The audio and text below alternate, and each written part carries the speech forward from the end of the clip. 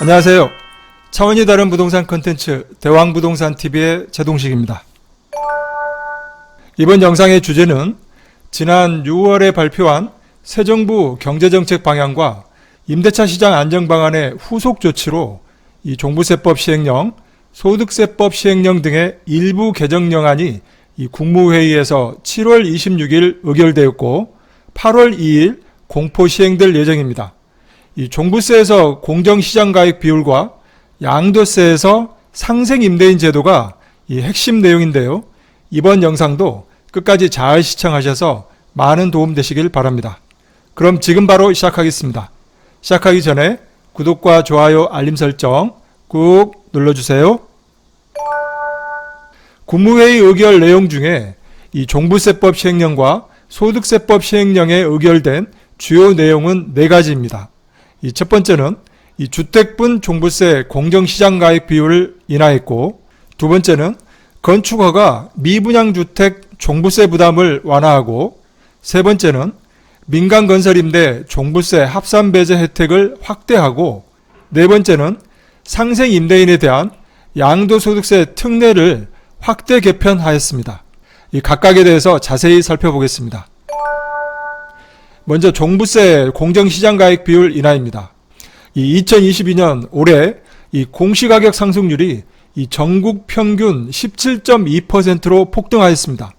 그렇다 보니 이 급증할 것으로 예상되는 종부세 부담을 적정화하기 위해서 이 주택분 종부세 공정시장가액 비율을 이 현행 100%에서 60%로 인하했습니다. 이 2018년 이전에는 80%였는데요. 이 매년 5%씩 올려서 올해는 100%를 적용하다 보니 이 종부세가 급증하게 되었습니다. 참고로 이 시행령이 개정되어서 60%가 적용이 될 이 비율은 이 종부세법에서 정하고 있는 하한선이 바로 60%입니다. 그렇다 보니 다행히 이 세부담이 많이 줄어들게 되어서 그나마 다행입니다. 그리고 얼마 전에 발표한 이 세법 개편안의 종부세의 이 기본공제를 9억, 12억으로 상향하거나, 그리고 다주택자 중과세를 폐지하는 이 세율을 인하하거나, 그리고 세부담 상한을 150%로 완화하는 이런 개정사항은 모두 이 시행령이 아니고 국회에서 새 법을 개정해야만 하는 그런 내용이고요. 그래서 내년 2023년 납세의무 성립분부터 개정될 내용이다 보니까 올해 종부세는 이 기본공제는 6억이고 이 다주택자 중과세율은 그대로 살아있다는 점은 기억하시기 바랍니다. 다음은 이 건축허가 미분양주택 종부세 완화 내용입니다. 이 그동안은 이 미분양주택에 대해서는 5년간 종부세 합산배제를 해줬었는데요.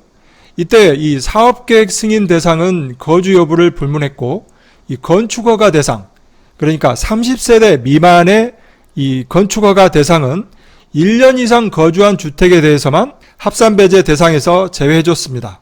하지만 앞으로는 이 건축허가 대상에 대해서도 이 사업계획 승인 대상 미분양주택과 동일하게 이 거주 여부를 불문하고 이 종부세 합산배제 대상에 포함시켜주겠다라고 합니다.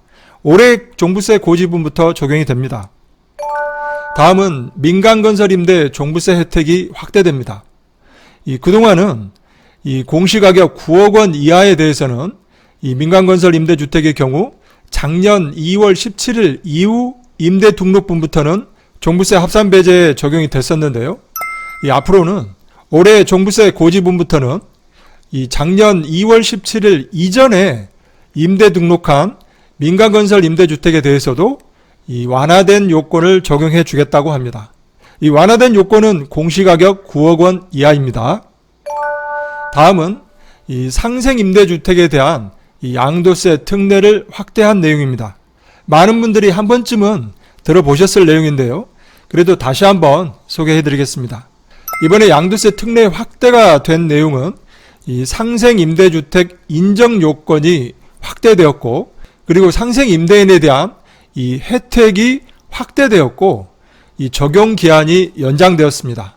이 상생임대주택에 대해서 너무 과도한 임대인 위주 정책이 아니냐는 목소리도 있었는데요. 이 정부는 임대차 가격 인상 자제 유도 및 양도세에서 2년 실거주 의무, 그러니까 2017년 8월 3일 이후에 이 조정 대상 지역에 취득한 주택은 2년 이상 실거주를 해야 비과세 적용을 해주죠. 그렇다 보니 이 2년 실거주 의무를 충족을 위해서 이 자기 집으로 이주하는 과정에서의 연쇄적인 임차인 퇴거 방지 목적이 중요하다고 판단한 것입니다. 그래서 이 상생 임대인에 대한 이 개념을 먼저 정확하게 알고 계셔야 되는데요. 이 상생 임대인은 이 직전 계약, 그리고 신규 계약, 갱신 계약, 이 세 가지 계약이 무엇인지에 대해서 정확하게 알고 계셔야 됩니다. 무작정 임대료를 5% 이내에서 인상했다고 해서 모두 다 상생 임대인이 되는 것은 아니기 때문입니다. 먼저 이 직전 계약은 이 기존 임대차 계약이 존재해야 됩니다. 그리고 이 기존 계약은 1년 6개월 이상 유지가 되고 있었어야 됩니다. 이게 바로 직전 계약인 거고요. 여기에 이 제외되는 계약이 있습니다. 이 직전 계약에서 제외되는 계약은 이 주택을 매수한 후에 이 신규로 체결한 임대차 계약을 말합니다. 이거는 직전 계약이라고 보지 않습니다. 그리고 매수를 할 때 이 승계받은 임대차 계약 있죠? 이 승계받은 임대차 계약 마찬가지 직전 계약으로 인정되지 않습니다. 주택을 매수한 후에 새로 임대차 계약을 체결했거나 승계를 받은 임대차 계약은 안 되고요. 이러한 임대차 계약이 종료한 이후에 새로 계약을 해서 1년 6개월 이상 유지가 되어야 그게 바로 직전 계약이라고 인정이 됩니다. 또한 이 신규 계약이라고 하는 것은 이 다른 임차인과 체결한 계약을 말합니다. 이 기존 임대차 계약이 만기가 되었거나 또는 만기 전에 취소 후에, 그러니까 기존 계약 1년 6개월 이상 유지한 이후에 새로 다른 임차인과 체결한 계약을 신규 계약이라고 합니다. 그리고 이 갱신 계약이라고 하는 것은 기존 임차인과 다시 계약하는 것을 말하는데요.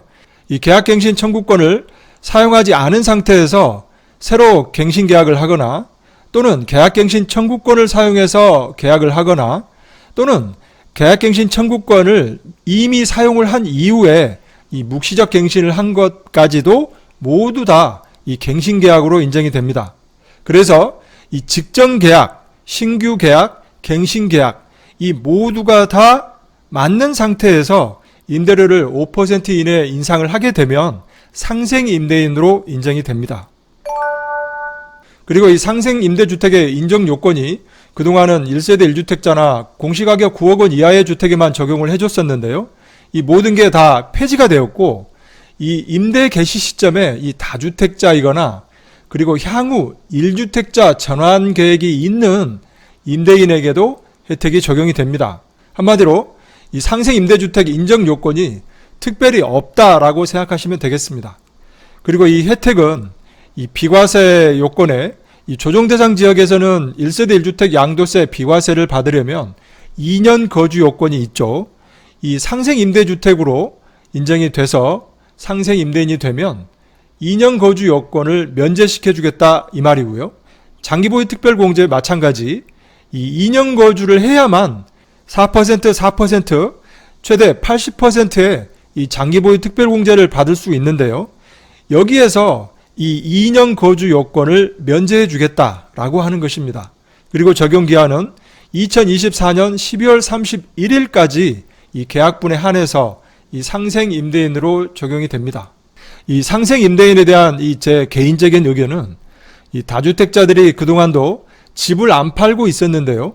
2년 거주 요건 면제라는 이 혜택은 이 기존 주택을 모두 팔고 상생 임대주택을 최종 1주택으로 양도할 때 효과가 있는 것으로 이 실제로 시장에서는 그다지 임대차 시장 안정에 얼마나 효과가 있을지는 의문입니다. 이 최종 1주택으로 양도할 때 말고 이 상생 임대 중에 상생 임대인에게 실질적인 혜택이 있어야 하지 않을까 생각이 듭니다. 예를 들면 임대소득 세액공제나 또는 종부세 세액공제 같은 건 말입니다. 아무튼 이 다음 달 며칠 안 남았는데요. 8월 이후에 임대차 시장 상황을 보면 알 수 있겠지만 이 근본적인 원인인 임대차 3법을 폐지해야 임대차 시장 안정에 직접적인 효과가 있을 것으로 판단이 됩니다. 이 상생 임대인에 대한 가벼운 Q&A인데요. 이 다주택자인 갑돌이는 이 A주택, 이 거주하고 있는 A주택과 이 상생 계약을 맺은 이 B주택, 이 두 개의 주택이 있는 상태에서 이 A주택을 남겨두고 B주택, 상생주택을 먼저 팔게 되면 이 양도세 비과세 혜택을 받을 수 있나요? 라고 하는 질문입니다. 네, 안 되죠. 이 A주택을 먼저 팔고 나중에 B주택을 팔아야 합니다. 그러니까 이 상생주택, 이 B주택이 이 최종 1주택일 때 양도세 비과세가 가능합니다. 오늘 준비한 영상은 여기까지이고요. 앞으로도 이 부동산 관련 정책들이 계속 나올 것으로 보입니다. 통상 정책 발표가 되면 이 시행령 개정사항인지 법 개정사항인지 일반인들은 잘 모릅니다. 일부 법 개정안 중에는 이 국회 의결이 안 되어서 이 폐기되는 정책들도 다수 있습니다. 이 최종 통과될 때마다 다시 한 번 더 영상으로 올려드릴 거고요. 다음 시간에도 유익한 방송으로 찾아뵙겠습니다. 많은 도움이 되셨다면 구독과 좋아요 버튼 꼭 눌러주시고요. 더 좋은 컨텐츠를 올리는데 큰 힘이 되겠습니다. 감사합니다.